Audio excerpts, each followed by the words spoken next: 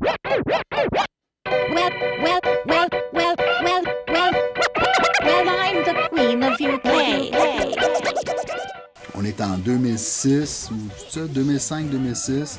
Another J me parle d'un nouvel artiste avec qui il veut faire un featuring, un rappeur autochtone. Fait que déjà là, comme tout le monde, quand on a entendu parler de Samian, on était curieux. Ah ouais, autochtone.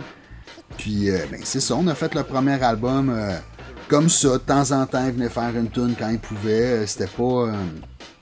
je vous dirais, on a enregistré son album, son premier album, comme on enregistre un street album, comme on peut dire.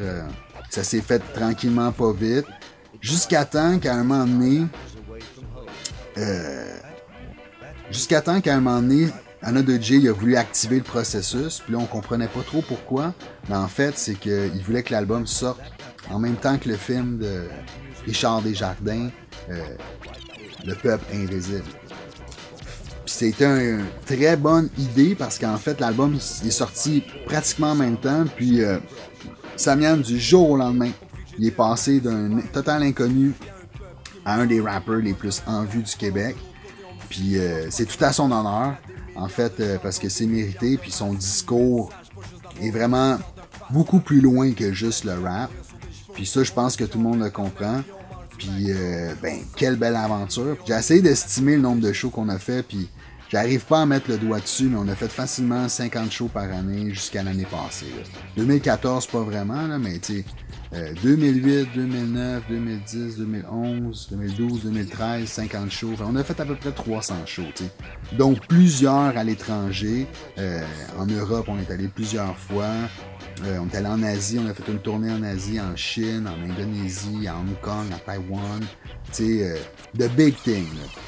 Puis, ben, c'est super beau ce qui arrive avec lui parce que non seulement on fait de la bonne musique qui nous plaît à nous, on est capable de rejoindre les gens aussi. Tu sais, déjà là, c'est une belle victoire, mais en plus, on est capable de rejoindre les gens à l'étranger. Puis ça, ben, écoute, je dirais que quand on fait de la musique, c'est la cerise sur le Sunday. Là. Je veux dire, on n'en demande pas tant, mais quand ça arrive, on est bien content. Puis, bref, c'est une belle aventure avec Samian qui se poursuit parce que on vient de sortir un nouveau disque, donc c'est à prévoir qu'il y a une tournée qui s'en vient en 2015, puis on est bien content. Les autres rencontres qui sont faites à travers ces années-là, je vous dirais, il y en a une en particulier, Détrac, c'est un rappeur avec qui j'ai commencé à travailler il y a quand même longtemps, je vous dirais presque 10 ans. À l'époque, c'est Dialect, un gars de Ottawa ou Gatineau qui venait à mon studio pour ses mixtapes, puis il m'a fait découvrir Détrac. Détrac puis son ami Calib, ils ont dû enregistrer 200 tunes à mon studio dans ce temps-là. Puis j'ai tout le temps gardé contact avec lui, jusqu'à tout récemment. Même à un moment donné, je l'ai invité à mon chalet, puis je l'ai fait faire des travaux. Puis là, il voulait absolument qu'on fasse une tune le soir même, fait qu'on a fait une tune sur nos travaux. C'est devenu l'Union fait l'écorce, qui est comme un genre de rigodon rap, qui était sans prétention, là, fait sur un coin de table en fin de soirée. Puis que finalement, ben, la tune a eu assez de hype pour qu'elle se retrouve sur son disque, son album qui est sorti sur Abusive Music. Fait que ben, j'en suis super content parce que je suis pas un rappeur, mais d'avoir un featuring, de rapper avec mon ami Détrac sur son disque, c'est un petit velours, là, ça fait plaisir. À force de travailler avec des artistes engagés, ça m'a amené à me politiser. J'ai tout le temps été politisé. Puis quand il y a eu les événements du printemps étudiant, ben j'étais super impliqué comme chez nous, là, comme tout le monde, là, devant mon Facebook, là, puis debout sur mon divan, le poing dans les airs. Puis j'ai voulu en faire plus. Enfin bref, je vais être franc, c'est Sam de Hip Hop Franco qui a commencé à nous challenger de faire un 16 bars contre la hausse des frais. J'ai fait un 16 bars a cappella, j'avais jamais fait ça. Puis ensuite, j'ai lancé l'idée qu'on devrait faire une chanson de toutes les 16 bars de tout le monde, ce qu'on a enregistré ici, qui nous a donné envie de faire d'autres chansons. Donc, moi puis Sam de Hip Hop Franco, on a sorti, on a pratiquement monté la compilation Printemps Érable en 1 mois et demi à peu près. C'était comme, à tous les jours, on travaillait là-dessus. Beaucoup de rappeurs du Québec se sont impliqués. On a pris la peine de choisir des rappeurs qui étaient déjà impliqués politiquement. On voulait pas d'opportunistes.